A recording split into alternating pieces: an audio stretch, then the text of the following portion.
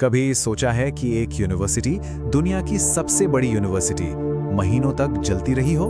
आज हम नालंदा के विनाश की उस कहानी में उतरेंगे जिसकी सच्चाई बहुत कम लोग जानते हैं।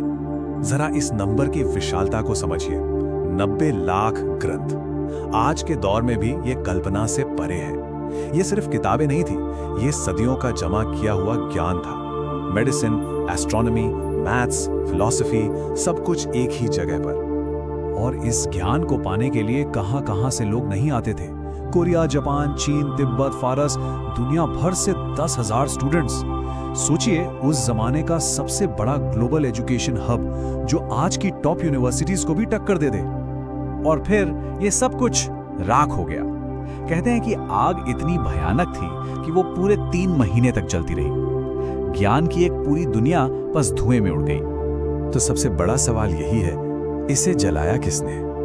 क्या ये सिर्फ एक हमलावर का गुस्सा था, या इसके पीछे कोई और कहीं ज्यादा गहरी और उलझी हुई कहानी है? इस जवाब को जानने के लिए हमें पहले ये समझना होगा कि हमने असल में खोया क्या था।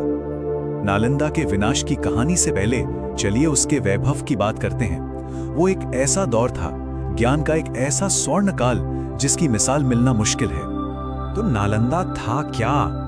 ये सिर्फ एक बिल्डिंग या कैंपस नहीं था। ये दुनिया का पहला रेजिडेंशियल इंटरनेशनल यूनिवर्सिटी था जिसे 5वीं सदी में गुप्त सम्राट कुमारगुप्त प्रथम ने बनवाया था। ये प्राचीन भारत की इंटेलेक्चुअल पावर का सबसे बड़ा सिंबल था। जरा सोचकर देखिए, 10,000 स्टूडेंट्स, 2,000 एक्सपर्ट टीचर्स और 90 लाख से भी ज्यादा हाथ से लिखी किताबों वाली एक लाइब्रेरी। और इतना ही नहीं, यहाँ एक शानदार एस्ट्रोनॉमिकल ऑब्जर्वेटरी थी जहाँ से तारों को पढ़ा जाता था। साथ ही मेडिटेशन के लिए ढेरों सेंटर्स थे। ये सचमुच में ज्ञान का एक पूरा शहर था। तो फिर इतना महान संस्थान तबाह कैसे हुआ? जो सबसे आम कहानी हम सुनते हैं वो सिर्फ एक आदमी की तरफ इशारा करती है। चलिए देखते हैं कि वो कहानी है क्या। सबसे पॉपुलर कहानी ये है कि साल 1193 के आसपास बख्तियार खिलजी नाम के एक तुर्क हमलावर ने नालंदा को जलाकर राख कर दिया। कहा जाता है कि वो ज्ञान से, किताबों से नफरत करता था। कहानी कुछ यूं है कि खिलजी बीमार पड़ा और जब उसे बताया गया कि उसका इलाज किताबों में लिखे ज्ञान में है, तो वो इतना भड़क गया कि उसने पूरी की पूरी लाइब्रेरी में ही आग लगाने का हुक्म दे दिया। सुनने में ये अज्ञानता की ज्ञान पर जीत की एक बड़ी सीधी सादी कहानी लगती है, पर क्या सच में ये सब इतना सिंपल था? और यहीं से कहानी एक बहुत ही दिलचस्प मोड़ लेती है। जो बात बहुत कम लोग जानते हैं वो ये है कि नालंदा पर हमला सिर्फ एक बार नहीं हुआ था। असलियत ये है कि नालंदा को 3 बार तबाह किया गया। पहली बार 7वीं सदी में हूणों ने हमला किया, दूसरी बार 9वीं सदी में बंगाल के राजा शशांक ने, और आखिर में 1193 में बख्तियार खिलजी ने वो आखिरी और सबसे घातक चोट की। तो अगर खिलजी सिर्फ आखिरी हमलावर था, तो फिर विनाश की असली वजह क्या थी? क्यों एक इतना महान संस्थान बार बार हमलों का शिकार होता रहा और आखिर में खत्म ही हो गया? तो यहाँ बात को समझना जरूरी है। खिलजी की कहानी एक सिंपल दावा है, लेकिन असलियत कहीं ज्यादा कॉम्प्लेक्स है। नालंदा का विनाश किसी एक आदमी की नफरत का नतीजा नहीं था, बल्कि ये सदियों से चले आ रहे पतन का नतीजा था। खिलजी का हमला तो बस एक कमजोर हो चुकी संस्था पर आखिरी कील की तरह था। देखिए, नालंदा के कमजोर होने के पीछे कई वजह थी।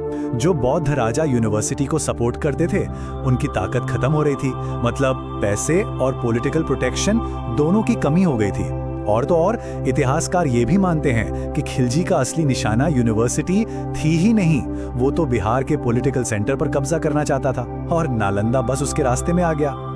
नालंदा का विनाश भारतीय इतिहास का एक बहुत ही दुखद पन्ना है। पर क्या कहानी यही खत्म हो जाती है, या इस राख से भी कुछ नया जन्म लेता है? इस तबाही का असर बहुत बहुत गहरा था। इसने भारत के साइंस, लॉजिक, मैथ्स और कल्चरल आइडेंटिटी की जैसे कमर ही तोड़ दी।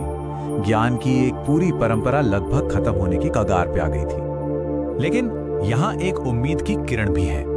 जो विद्वान उस तबाही से बचकर भागने में कामयाब हुए, वो अपने साथ बहुत सी कीमती पांडुलिपियां तिब्बत और दुनिया के दूसरे कोनों तक ले गए, और उन्हीं की बदौलत वो प्राचीन ज्ञान पूरी तरह से मिटने से बच गया।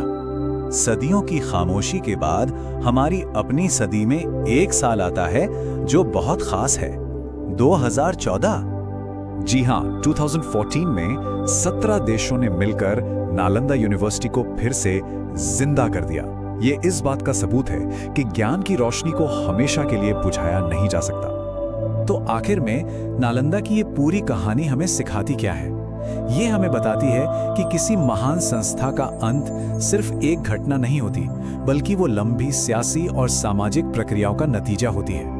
और सबसे बड़ा सबक ये है कि जब ज्ञान को नहीं बचाया जाता तो सिर्फ किताबें नहीं, पूरी की पूरी सभ्यताएं जल जाती हैं।